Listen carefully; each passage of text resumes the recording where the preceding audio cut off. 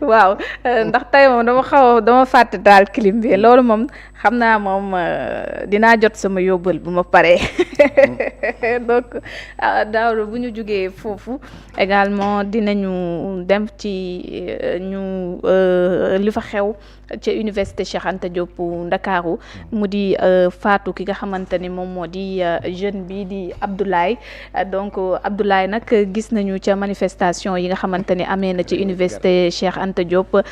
ci la daal di génnee àdduna ba tey ji la ñu ko denc la jëm ca autopsie ba tamit daal di nay génn li ko jiitu également gis nañu nag ministre bu ñu dénk wàllu jàng beek jàngale bu kawe bi waaye nag jëwriñ ju ñu dénk it également kaaraange biir réew mi jëwriñ bi ñu dénk wàllu yoon forces armées ñoom ñëpp daal génn nañ ngir indi def point bi ba ci démb gis nañ le président de la république ak premier ministre bi aussi wax nañ ci ngir yoon def liggéeyam ci wàllu wi waaye dañoo gis Daouda lu doy waar lu ñu waxtaane woon fii ñu gisaat ko ba askan wi sax nag ñu ci bëri di ci wax mu di takk der yi tey ni ñu duggee ci bu ñu ko dooree ca biir université ba en tout cas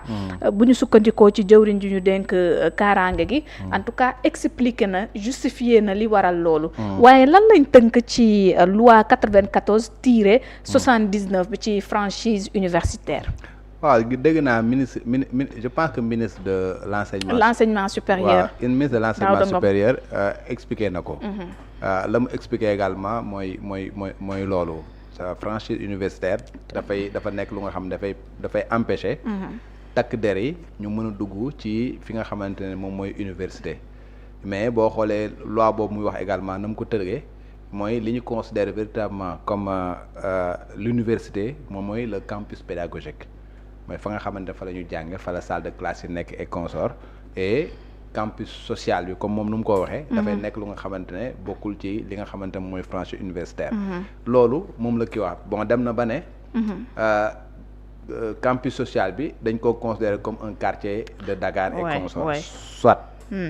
même bu fekkee ne loolu la c'est un quartier de Dakar ça n'autorise pas aux forces de défense et de sécurité ñu dugg ci ay chambres xam nga fekk ay étudiants di leen tabasser ba mu am yenn yu nga xamante ne daf fay am la preuve c'est pas parce que voilà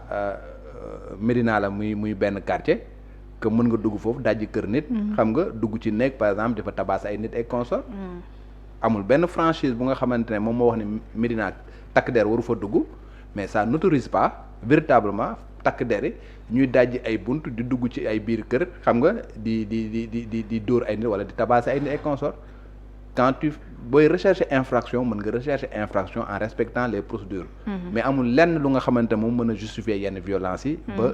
dee di ci amul lenn lu ko mën a justifier kon bu ñu sukkandikoo ci image yu ñu gis dafa romb la nga xamante ni yoon da koo may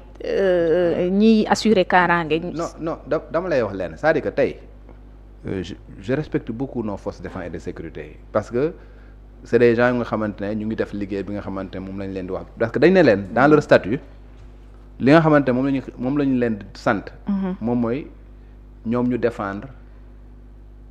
les personnes et leurs biens moo nekk seen statut mais tey quand tu vois un policier fekk benn ay scooter yu nga xamante ne ñu ngi fee taxaw teg nga ñëw di këdd scooter yi xam nga mel ni kuy bëgg a yàq scooter loolu nekkatuloo ci maintien de l'ordre franchement nekkatuloo ci maintien de l'ordre parce que scooter yi yañ gaare foofu xamoo kan moo ko moom xam nga defuñu la dara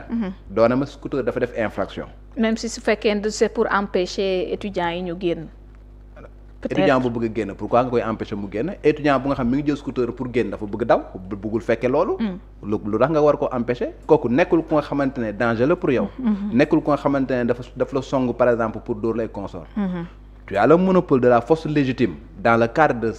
li nga xamante moom ngay def comme liggéey mais ça ne t'autorise pas véritablement nga utiliser force boobu contre des personnes ñu nga xam ne c'est des personnes vulnérables qui n'ont absolument rien à voir avec loolu noonu tey un malfaiteur bu nga xamante ne mi ngi jàmmaaloog yow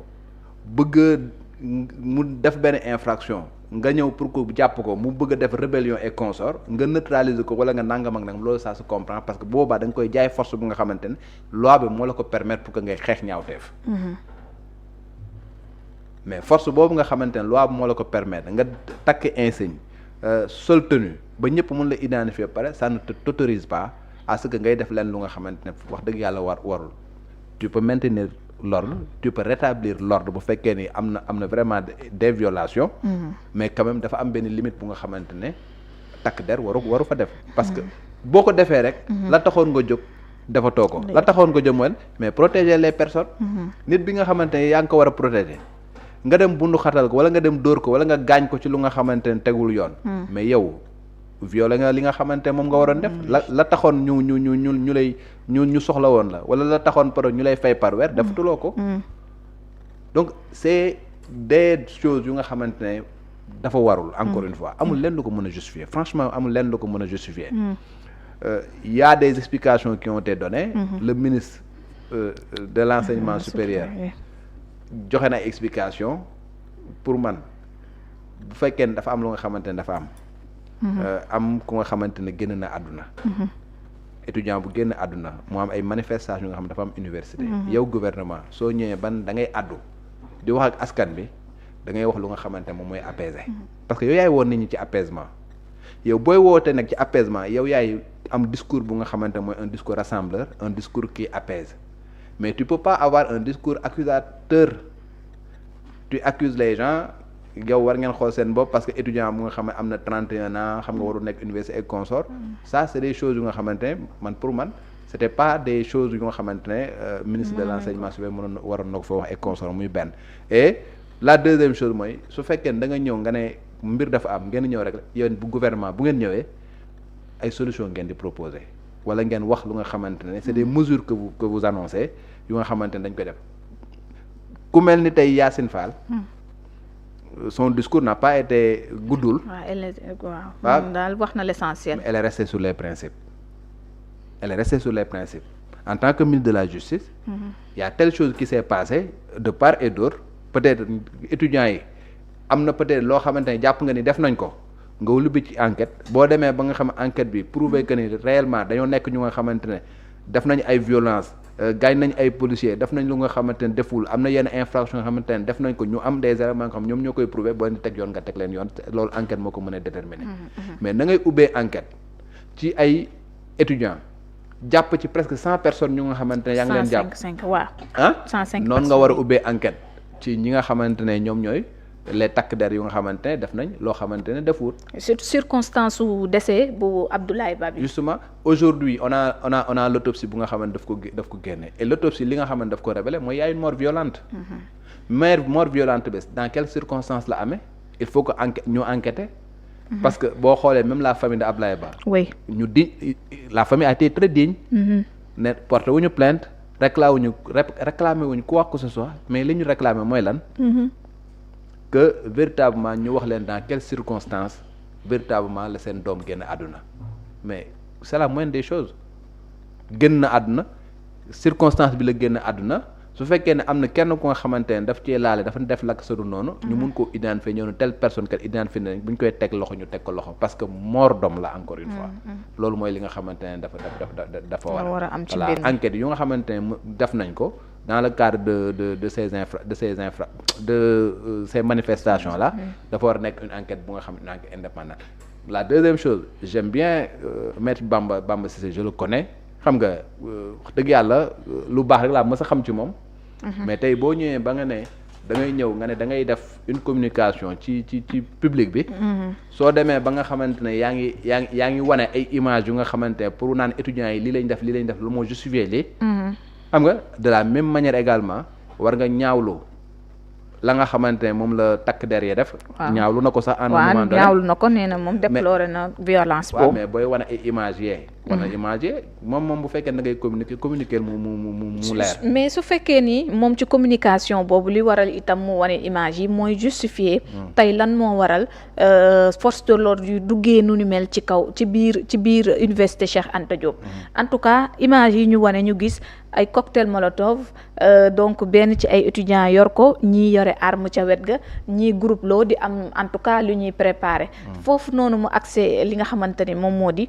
tamit communication surtout ñu révéler lu mel ni ñu ne université Cheikh Anta Diop ginnaaw ay renseignements yoo xamante ni jotoon nañ ko si fàttali mu ne dañoo bëggoon attaquer restaurant bi ak yeneeni barab yoo xamante ni nekk na ci biir ndax du mun jàpp ni moo justifié tey posture boobee ma amee ngir étayer ses propos. non bu ñu amee ay information yu wane ni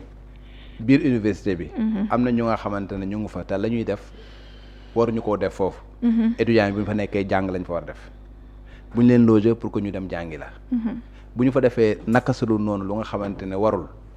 da ngay identifier les personnes ñu nga xamante ne ñoom ñoo ko def nga jàpp leen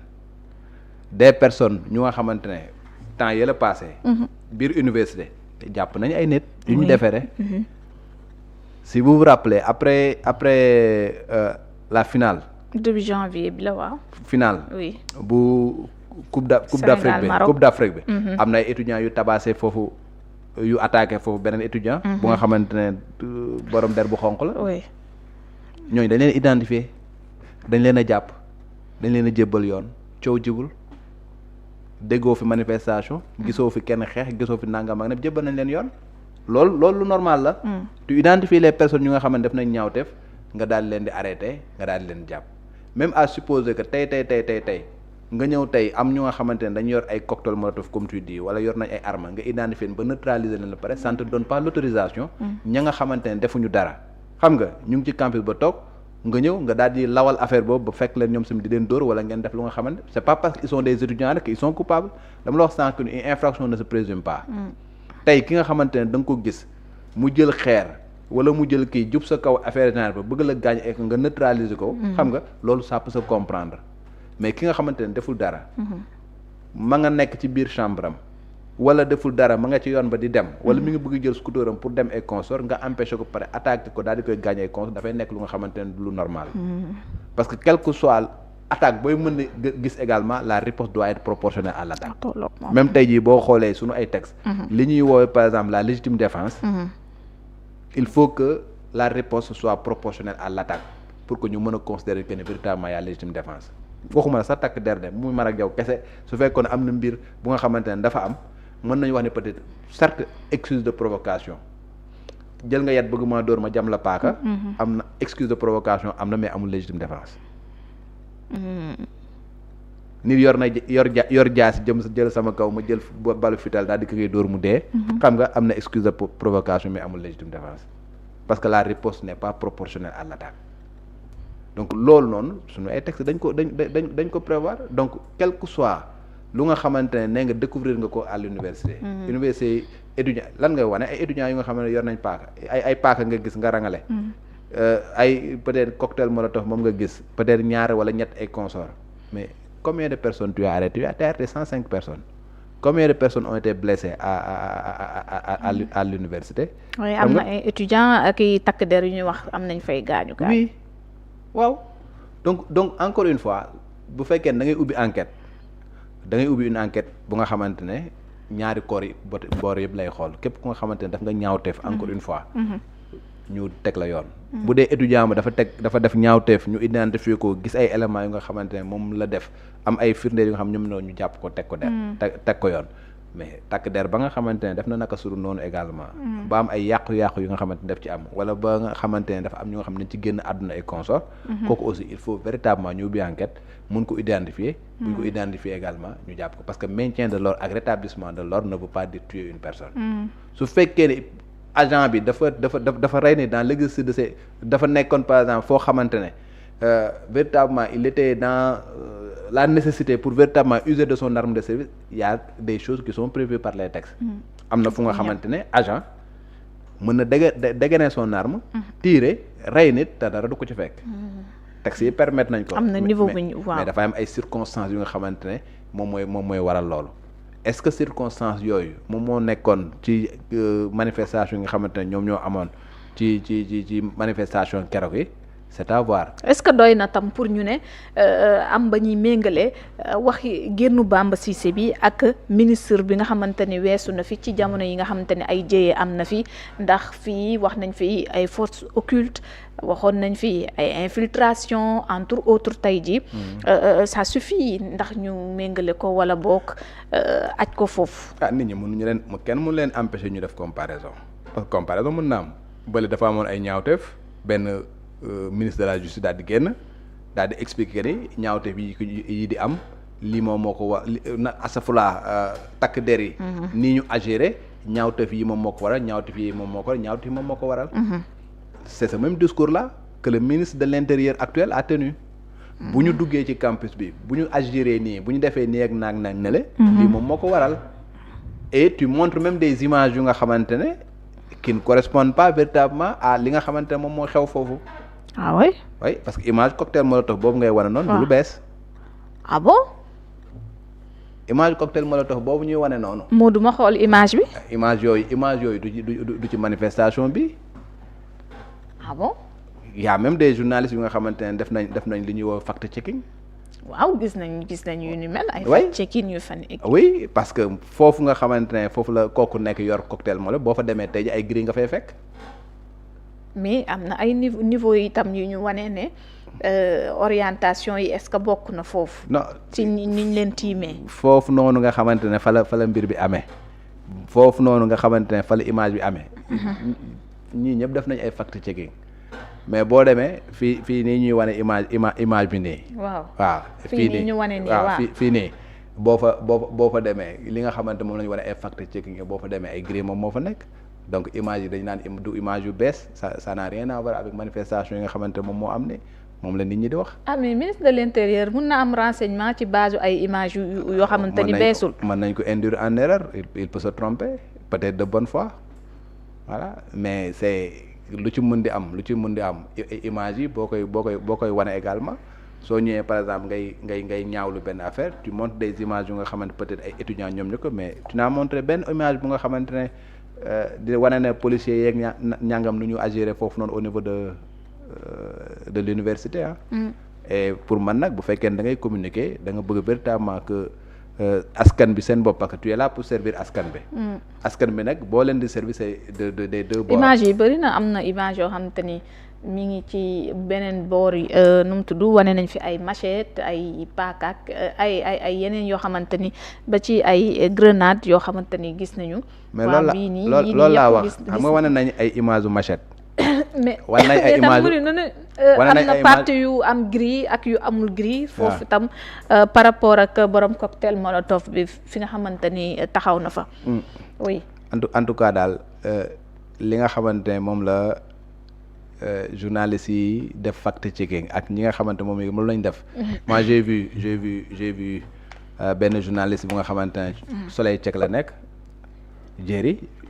bi nga xamante ne fact checking elle est spécialisée dans ça elle a même fait un post sur ça en donnant des indications pour wane effectivement fi nga xamante ne fa la waaj taxaw daal di def yore cocktail molotov bi boo fa demee actuellement ni gris nga fay fekk te loolu mu ngi ci réseaux sociaux elle a même mis dans sa page Facebook donc loolu mooy li nga xamante ñi nga xamante ne dem nañ fa également def yëpp c'est loolu la ñu wax donc les gens disent que nag il a été induit loolu laa mën a jàpp quoi moi je pense qu'il a été induit en erreur parce que je n'irai pas jusqu'à dire que daf ko def sciemment pour manipuler l'opinion parce que le Bamba Cissé que je connais je lui crédite d'une bonne foi bu nga xamante ne su fekkee même bu fekkee ne dafa juum de bonne foi mais en tout cas li nga xamante ne en tout cas ñi ko wax que mu nekk des personnes yu nga xam ne dañ fa dem que mu nekk des journalistes yu nga xamante ne ils sont spécialisés dans ça la ñu wax moom mooy image bee nga xamante ne dañ koo wane ak la nga xamante ne moom moo fa am tey dafa waroo. D'accord. voilà. Daouda lu ñu cëraloon ci waxtu jeex na. jërëjëf. ma bàyyi la nga tàggat binaa ma remercier bu baax bàyyi la nga tàggatoo ak ñi ñu doon seetaan. waaw donc maa ngi lay gërëm di la sant doon am mbégte doon fi teew. di am yaakaar que ne lépp lu ñu fi wax doon na jëriñ askan bi. jërëjëf Daouda Mine di jaajëfal ñi nga xamante ni ñoom ñoo nekkoon ci di ñu seetaan jaajëfal Modou Diop mu nekkoon ci technique bi jox leen dig daja rek ba ëllëg incha allah ngeen wéy di topp suñuy programme ci Seneweb TV ak seneweb.com jaa ngeen jëf.